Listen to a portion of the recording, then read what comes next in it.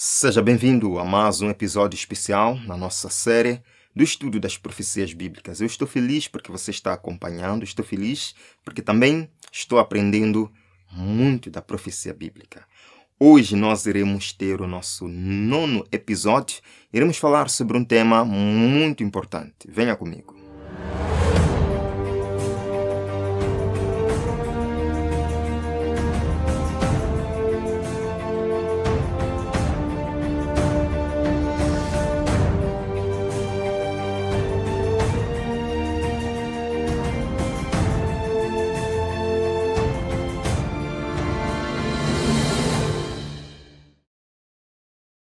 Hoje nós iremos falar sobre as 7 igrejas do Apocalipse e as suas mensagens esquecidas.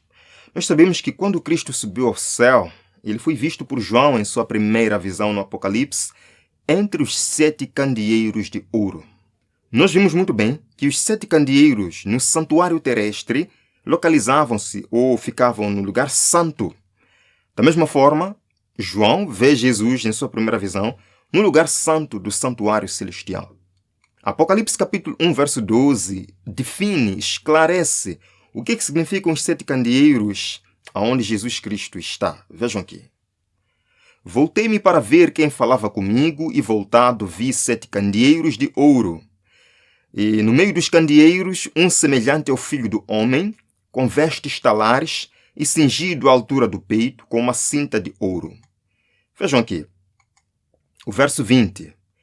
Quanto ao mistério das 7 estrelas que viste na minha mão direita e aos 7 candeeiros de ouro, ele diz que as 7 estrelas são os anjos das 7 igrejas e os 7 candeeiros são as 7 igrejas. Está aqui a resposta que o próprio anjo dá a João, que os 7 candeeiros, e João vê Jesus entre 7 candeeiros. Esses 7 candeeiros representam as 7 igrejas. Quais são as 7 igrejas? As igrejas descritas em Apocalipse. Agora vejam que nessa profecia das 7 igrejas nós podemos aplicar de 2 maneiras. A primeira aplicação é histórica, representando 7 períodos da era cristã, 7 fases da era cristã. Veremos daqui a pouco. Mas também pode ter uma aplicação espiritual. Os seus conselhos, os conselhos que Cristo dá, as repreensões que Cristo dá, são aplicáveis a qualquer momento da história da igreja cristã, certo? Então vejamos.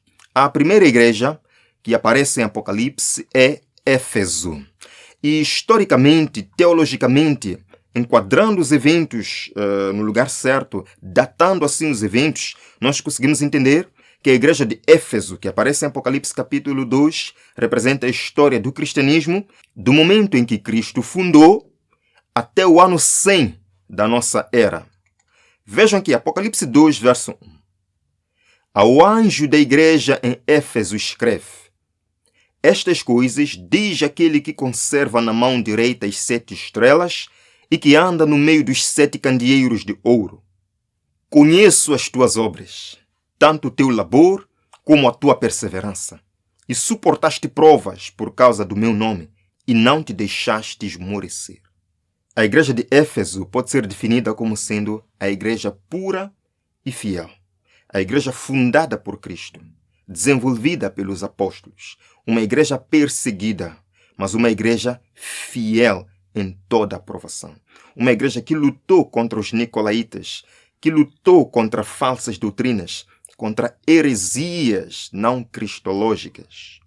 E Jesus elogia a fidelidade dessa igreja, dizendo que não negaste a minha fé. Queridos, a igreja foi perseguida. Nós vimos num dos estudos o apedrejamento de Estevão, que levantou então no mesmo dia uma grande perseguição em Jerusalém, e por quase toda parte os cristãos eram perseguidos, não só pelo Império Romano, mas também pelos judeus. Pelo povo judeu, perseguiu a igreja de Cristo. E Deus elogia o amor, a perseverança dessa igreja. Em Atos capítulo 2 e também capítulo 4, se descreve o amor que essa igreja nutria. O amor fraternal. Eles vendiam tudo, repartiam para aqueles que tinham necessidades. Eles comiam do mesmo pão. Não havia nada que pertencesse a alguém. Eles tinham tudo em comum. Foi esta igreja pura e fiel que Cristo deixou.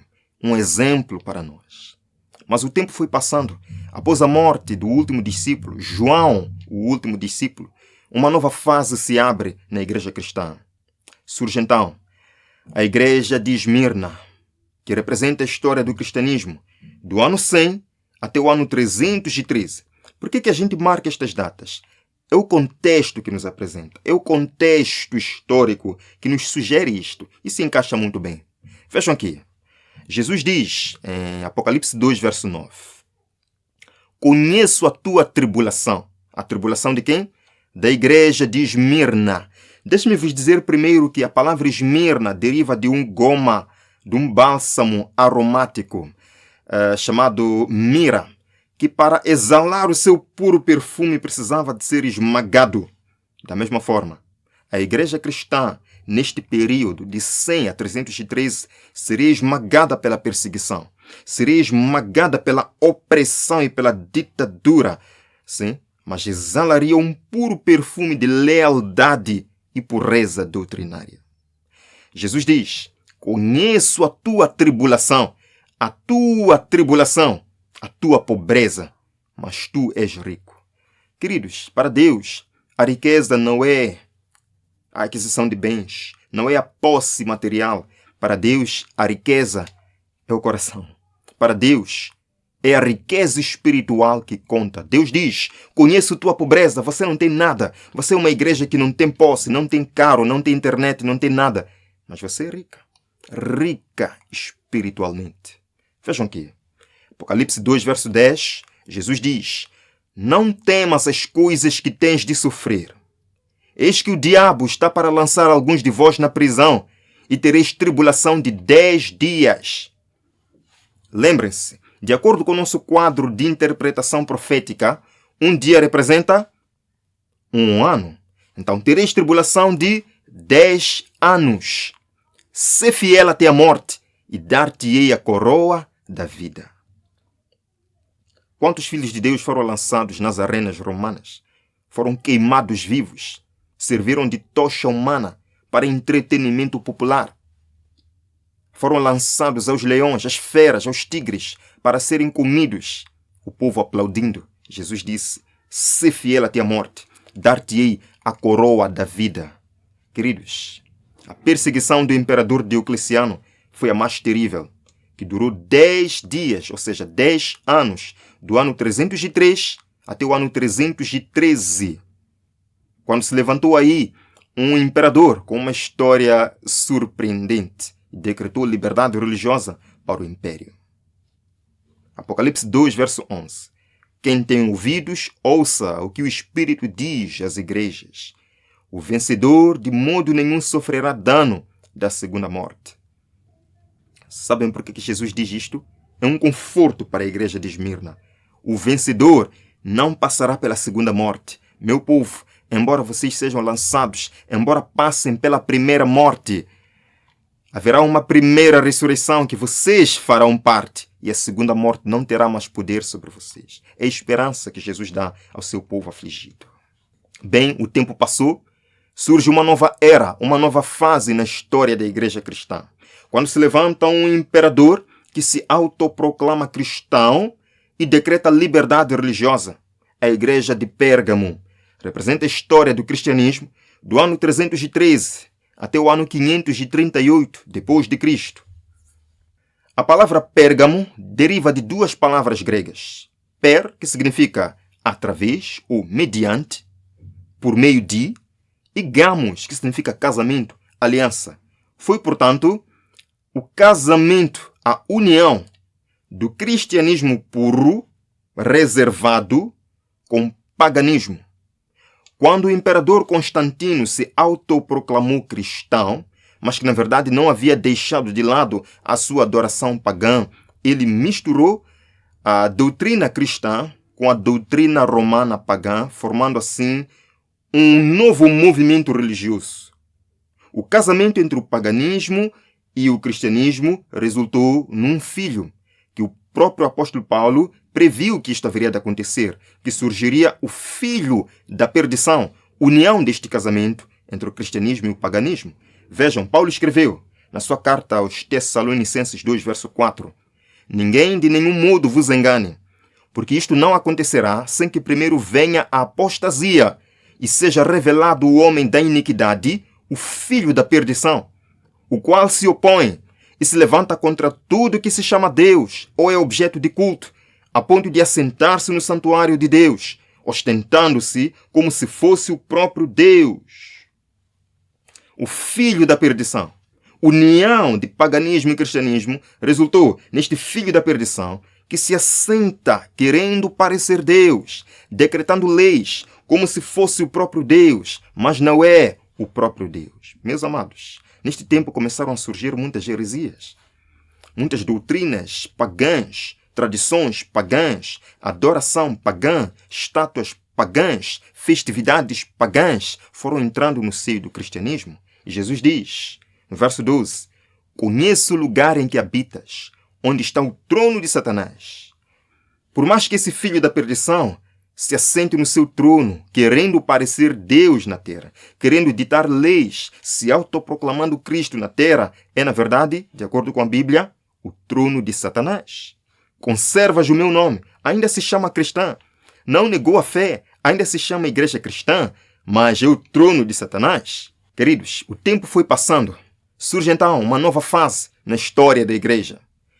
A igreja de Tiatira, do ano 538 até 517. Por que 538? Foi neste ano em que este movimento religioso obteve plenos poderes. Em 533, um imperador romano chamado Justiniano concedeu o poder ao bispo de Roma e ele se tornou então o cabeça da cristandade em toda a Europa e no mundo conhecido. Mas foi no ano 538 em que 3 tribos bárbaras foram minadas na Europa. 3 tribos que negavam se submeter à autoridade do bispo de Roma. Portanto, a partir deste ano 538, uma nova fase começa de supremacia do bispo de Roma. Vejam aqui, Apocalipse 12, verso 19. Apocalipse 2, verso 19. Conheço as tuas obras, o teu amor, a tua fé, o teu serviço, a tua perseverança e as tuas últimas obras, mais numerosas do que as primeiras. Ora, por que Jesus elogia esta igreja? É que, na verdade, mesmo no tempo de Tiatira, embora existisse a grande igreja que misturou o cristianismo com o paganismo, ainda existia um pequeno remanescente fiel que era perseguido, mas que, em meio à perseguição, manteve-se fiel. Havia neste tempo os valdenses, albigenses, huguenotes, que eram fiéis aos princípios da verdade. Estes viviam nos Alpes, nas montanhas, e eram perseguidos pela grande igreja romana. E o verso 19, Jesus diz: tenho, porém, contra ti o tolerares que essa mulher, Jezabel, que a si mesma se declara profetisa, não somente ensine, mas ainda seduz os meus servos a praticarem a prostituição e a comerem coisas sacrificadas aos ídolos.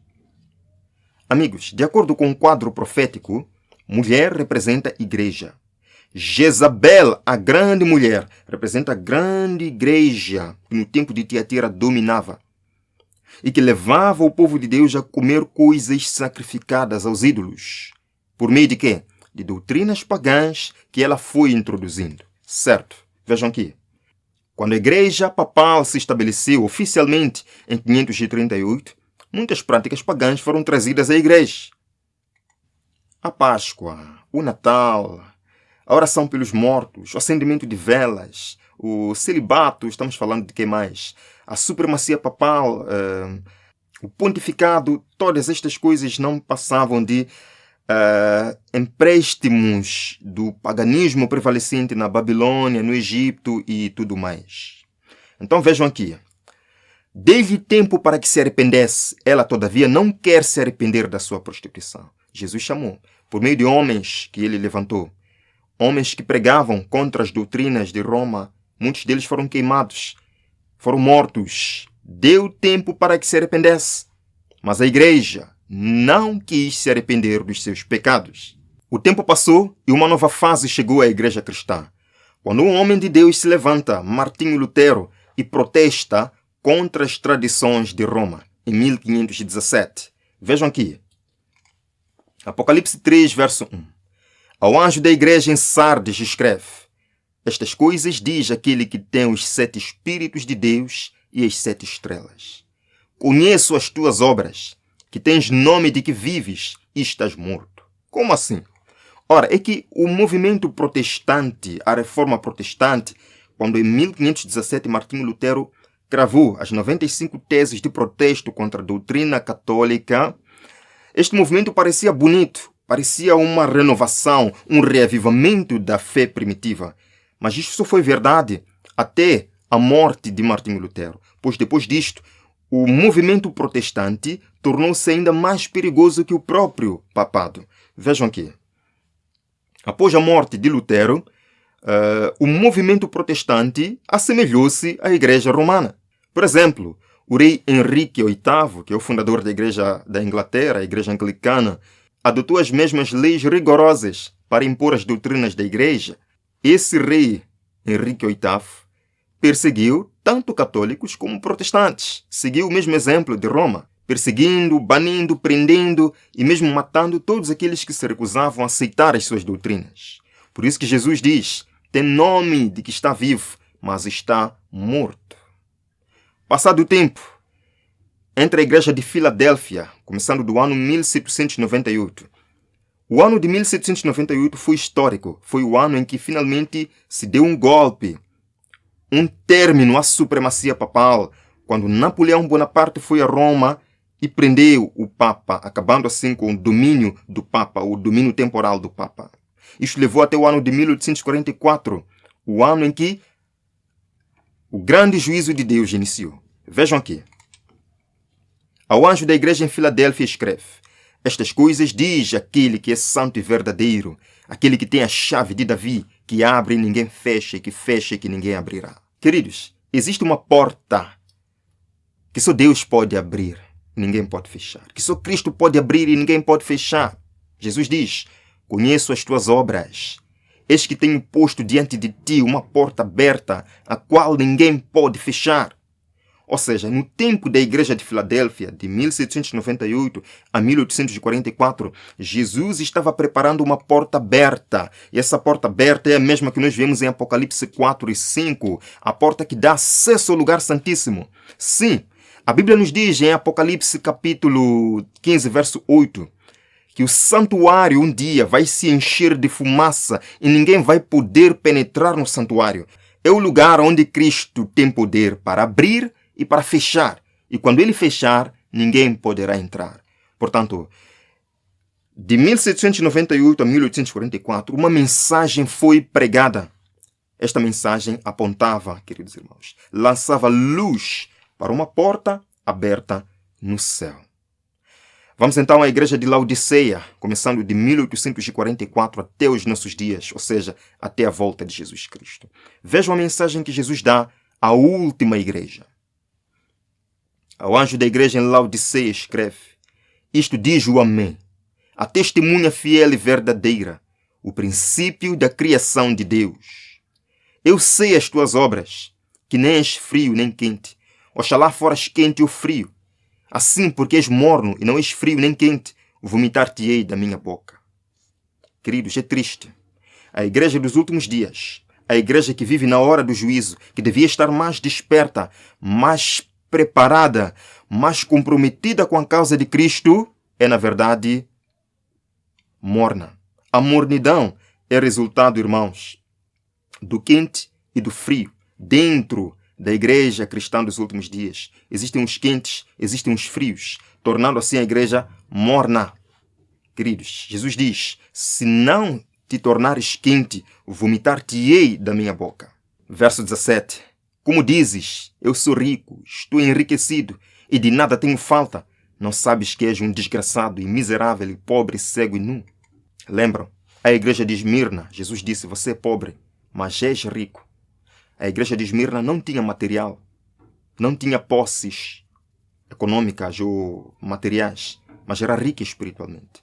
Ao passo que a igreja de Laodiceia tem posses materiais, mas é pobre espiritualmente. E Jesus chama a atenção para nós, que vivemos neste tempo do fim, que vivemos no dia da expiação.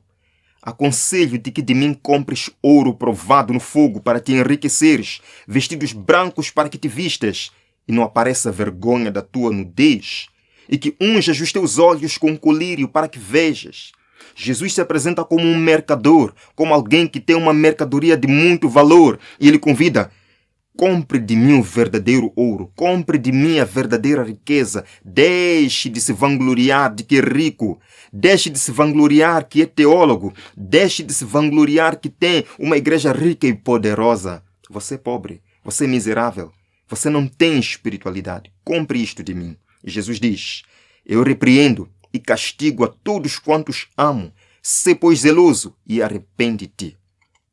E no verso 20 Jesus diz: estou à porta e bato. Se alguém ouvir a minha voz e abrir a porta, entrarei em sua casa e com ele cearei e ele comigo. Não existe a melhor prova de amizade entre duas pessoas comendo juntas, participando juntas de uma ceia. É este relacionamento que Jesus quer ter consigo, um relacionamento de amizade profunda. Por que não agora aceitar Jesus de todo o coração? Deixe de ser crente, seja um cristão verdadeiro, genuíno, que vive uma comunhão com Jesus. Falta de comunhão com Jesus é o que torna a igreja morna, é o que torna a igreja laodiceana. Mas Jesus não quer um povo laodiceano, Jesus quer um povo remanescente. Ao que vencer, em meio à apostasia, em meio aos perigos dos últimos dias, em meio à mornidão, ao que vencer, lhe concederei que se assente comigo no meu trono, assim como eu venci e me assentei com meu Pai no seu trono. Jesus quer que você sente com Ele em seu trono. Mas só você, amigo, pode aceitar este presente. Por que não hoje permitir que Jesus Cristo trabalhe no seu coração e tire a mornidão do seu coração e te dê um coração genuíno, capaz de compreender as profundezas do amor de Jesus? Se essa é a sua vontade, venha comigo nesta oração. Pai eterno, obrigado por este momento incrível em que podemos estudar mais sobre as 7 igrejas do Apocalipse. E hoje nós entendemos que fazemos parte da última igreja. Laodiceia é uma igreja morna. Senhor, não estamos felizes com esta condição. Queremos ser uma igreja vitoriosa, a igreja remanescente pura e fiel que se prepara para o encontro com o Senhor. Senhor, este é o nosso desejo. Torne-o uma realidade. Em nome de Jesus. Amém. Amém. Deus abençoe sua vida. Nos vemos no próximo episódio, aqui na Escola de Profecia.